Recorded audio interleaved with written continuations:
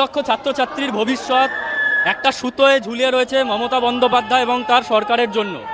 এই সরকারের শিক্ষামন্ত্রী সিপিএমের বায়োপিক বানাতে ব্যস্ত। সিপিএমের দুর্নীতি, যারা মহাশূন্যে চলে গেছে তাদেরকে টেনে বের করছে 26-এর নির্বাচনের আগে তৃণমূল বিরোধী ভোট ভাগ করার জন্য। আর এদিকে লক্ষ লক্ষ ছাত্রছাত্রী মাধ্যমিক উচ্চ মাধ্যমিকের রেজাল্ট বেরিয়ে গেছে, প্রায় 45 দিন হতে চলেছে, 50 দিন অতিক্রান্ত। এখনও পর্যন্ত কোনো রকম নোটিফিকেশন জারি হয়নি, ভর্তি প্রক্রিয়া নেই, যার জন্য বাধ্য হয়ে ছাত্রছাত্রীরা প্রাইভেট ইনস্টিটিউশনে ভর্তি হতে যাচ্ছে। যার ফলে বলা যায় এ রাজ্যের সরকার একরকম শিক্ষার বেসরকারিকরণে বাহবা দিচ্ছে।